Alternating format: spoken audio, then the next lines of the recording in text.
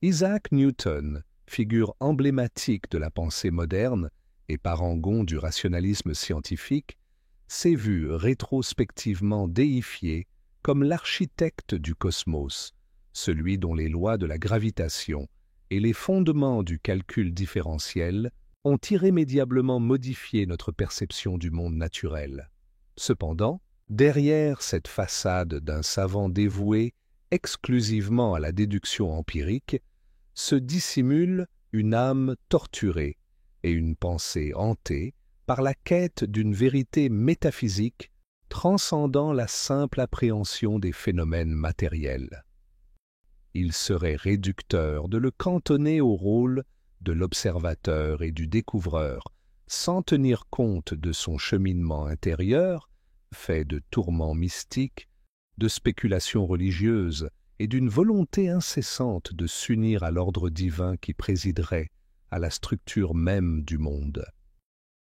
Cet exposé se propose donc de dévoiler les strates spirituelles et mystiques de l'être de Newton, en décryptant la manière dont ses travaux scientifiques furent simultanément l'expression et le véhicule d'une recherche spirituelle désespérée, visant à réconcilier le monde empirique avec une vision transcendante de la réalité. L'homme de science, loin de se limiter à l'observation objective de l'univers, chercha, à travers ses calculs et ses lois, à dévoiler l'imperceptible, l'âme même de la création. Pour Isaac Newton, la science ne constituait pas un ensemble de lois froidement abstraites régissant la matière, mais bien une exploration spirituelle, une quête qui poursuivait un but plus profond, dévoiler l'esprit divin à travers l'analyse des manifestations naturelles. Chaque découverte, chaque raisonnement scientifique n'était pas simplement un ajout à l'empirisme humain, mais un acte symbolique cherchant à toucher une vérité absolue tapie derrière le voile du monde sensible.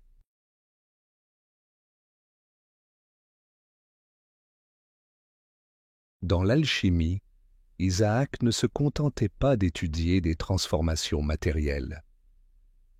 Il percevait la matière elle-même comme un reflet de l'esprit divin. Ses écrits sur l'alchimie, nombreux et mystérieux, font état d'une compréhension intime de la matière comme ayant une dimension spirituelle. Pour lui, la transformation de la matière ne se réduisait pas à des processus chimiques observables, mais impliquait une purification de l'âme humaine elle-même, une quête de l'union de l'être avec une réalité spirituelle plus vaste. L'alchimie représentait une clé permettant d'accéder à la compréhension des lois de l'univers. Non seulement il voyait en elle un moyen d'interroger les mystères de la matière, mais il y percevait également l'occasion d'une union mystique avec l'intellect divin. Ce processus de purification alchimique résonnait avec ses aspirations profondes, accéder à un savoir supérieur, mystique, qui transcenderait les limites de l'intellect humain. La matière, dans cette optique, n'était qu'un reflet de la vérité divine, et comprendre ces mécanismes devenait une quête spirituelle pour rétablir l'ordre originel du cosmos.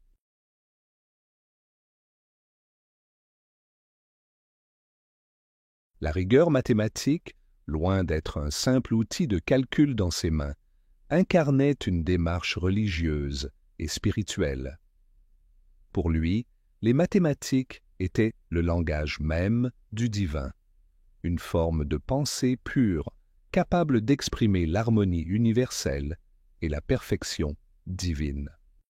Ce langage arithmétique et géométrique, si austère en apparence, traduisait l'ordre caché du monde, ordonné par une intelligence supérieure.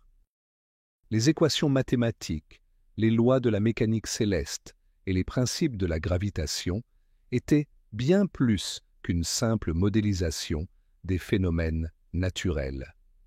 Elles étaient des révélations de l'Esprit divin sous forme quantifiable, une émanation mathématique de la pensée de Dieu. Cette approche des mathématiques n'était pas une simple formalisation abstraite, elle était vécue comme une immersion dans un espace où le transcendant et l'immanent se rencontraient. Ainsi, Isaac Newton n'était pas seulement un mathématicien au sens moderne, mais un mystique qui voyait dans chaque formule, dans chaque démonstration géométrique, une manière de se rapprocher de la perfection céleste, d'interroger la volonté divine à travers les structures du monde. Cette recherche infinie de l'ordre divin dans la logique et la géométrie faisait de lui non seulement un savant, mais un chercheur spirituel, un esprit en quête de l'absolu.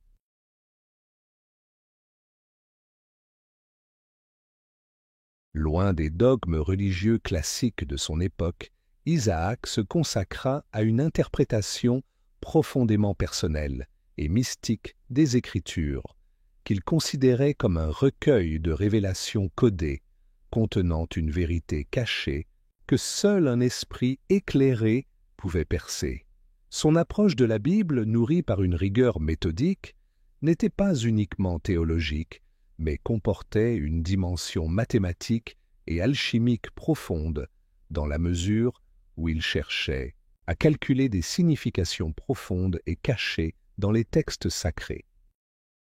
Isaac Newton, tout en étant un esprit de la réforme scientifique, fut également un théologien impénitent. Sa lecture des Écritures, en particulier de l'Apocalypse et du livre de Daniel, fut marquée par une recherche obsessive d'une vérité cachée derrière les symboles mystiques. Ce fut une quête pour découvrir le plan divin sur terre, une interprétation où le calcul des événements futurs passait par une analyse minutieuse des textes bibliques. Il chercha à établir une chronologie précise du temps et à prédire la fin des temps, une entreprise paradoxale qui mêlait mathématiques et eschatologie. Pour lui, la science et la religion étaient deux facettes d'une même vérité, et la compréhension du cosmos ne pouvait se faire sans une révélation de la volonté divine inscrite dans les Écritures. Sa conviction que la fin du monde ne surviendrait qu'après l'année 2060 était liée à son intime conviction qu'une vérité divine restait dissimulée dans les mathématiques mêmes du monde, et qu'en déchiffrant ces équations cosmologiques, l'esprit humain pourrait accéder à la connaissance de l'invisible et du futur.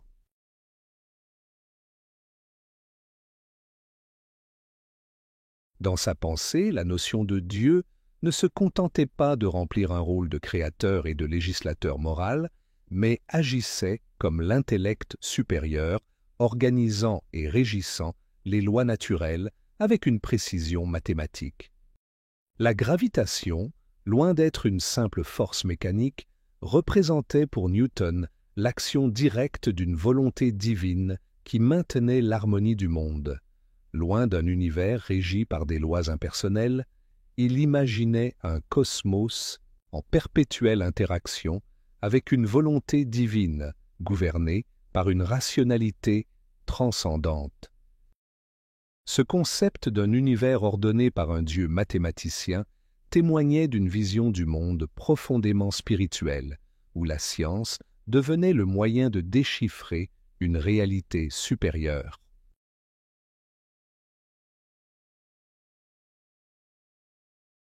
À travers son caractère replié et sa vie marquée par une profonde solitude, Isaac vivait son existence comme une lutte intérieure constante.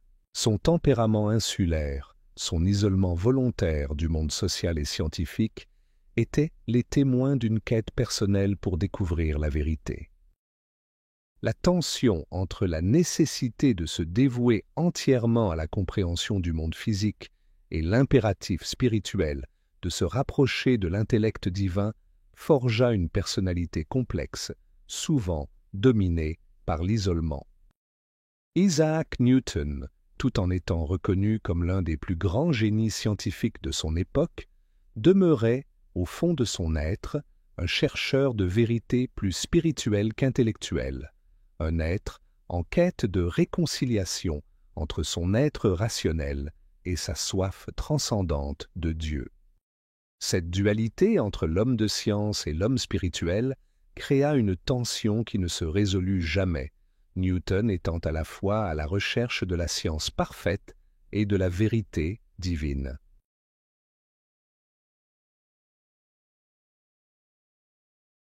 Isaac Newton ne se contenta pas de découvrir les lois physiques de l'univers. Il chercha également à pénétrer les mystères spirituels qui en sous-tendaient l'ordre. Son cheminement intellectuel et spirituel ne fut pas une simple quête de savoir, mais une véritable recherche de la réconciliation entre le matériel et le spirituel, entre l'empirique et le transcendant. À travers sa science, il poursuivait une quête infinie de l'unité divine, une recherche mystique où chaque équation, chaque calcul devenait un moyen de s'approcher de la vérité supérieure cachée dans l'ordre du monde. Son œuvre témoigne d'une tension constante entre son génie scientifique et sa quête spirituelle, une dualité qui révèle la profondeur insondable de son être.